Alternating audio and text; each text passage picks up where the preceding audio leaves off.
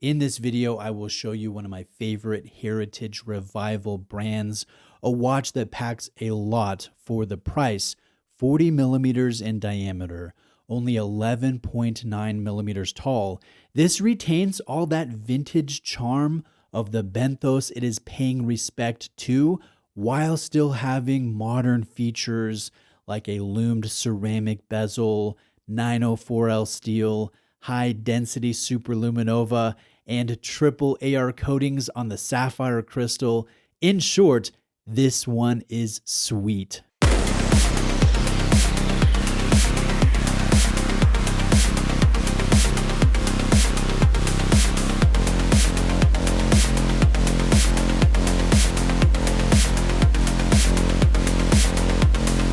So like I mentioned, this is the latest watch from Aquastar. This is the Benthos Heritage 2, and Aquastar is one of my favorite Heritage Revival brands, meaning it was a great brand that died off like so many others did during the quartz crisis, but has been revived or resurrected in this modern era. Rick Marai, the CEO of Aquastar, is the man that made it happen. He is the best in the business in bringing back historic brands. He has successfully done so with Tropic, Isofrane, Aquastar, and was instrumental in the revival of Doxa. So if you like any of those brands, you have Rick to thank. This design is the third Benthos released in the modern era of the Aquastar, and I think it's a prime example of a watch brand listening to the wants of the watch collector community.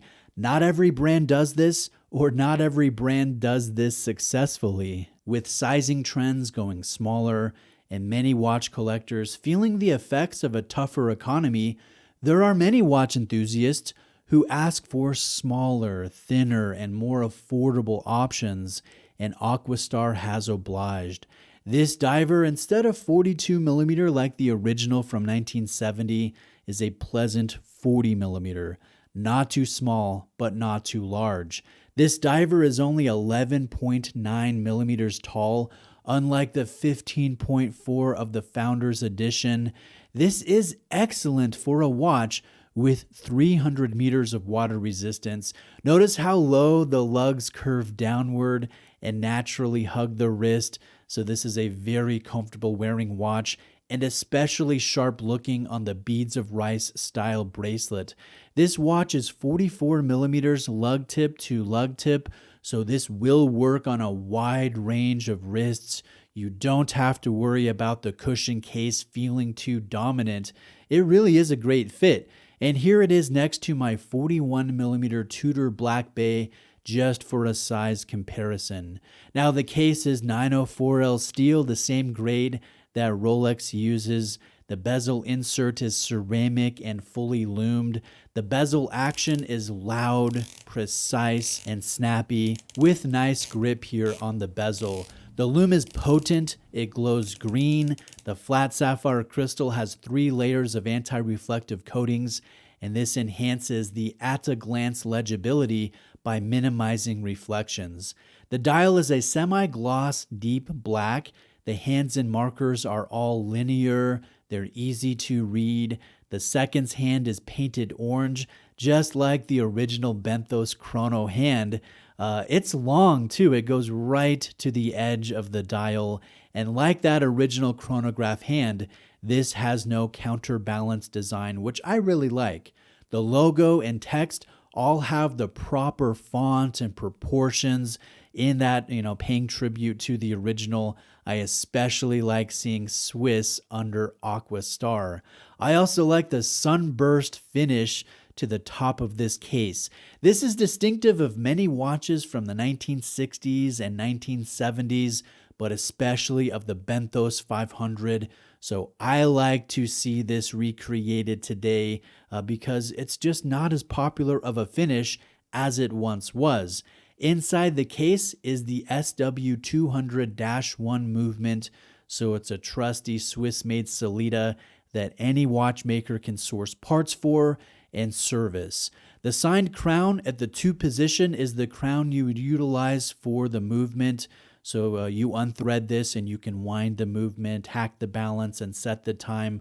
The signed crown down at the 4 position is a thread down helium release valve.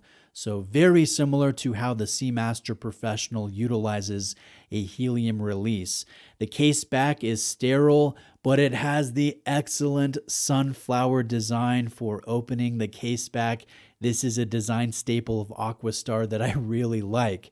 So to summarize, this watch has a great heritage, paying respect to arguably the brand's most iconic design.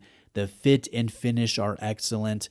And Aquastar, by listening to the fans and scaling down the size, has really made a big difference in the overall comfort.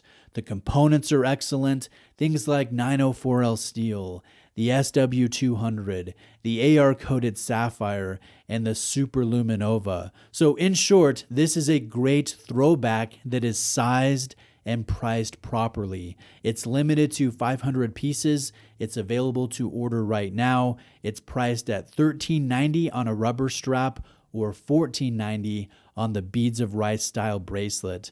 I think the watch looks great on either option. I would rather buy it on the bracelet, just being a bracelet fan myself, but I would definitely have fun playing with strap options as this watch is versatile. Now, some may call Aquastar just another micro brand, but to me, I don't think that's fair. I don't think that's accurate. I think Aquastar is more than a value-packed micro. Yes, this does have the value, but because Aquastar is faithful to the spirit of the original company, I do see them as a legitimate continuation of the legacy of the brand, and to me, that's an exciting thing.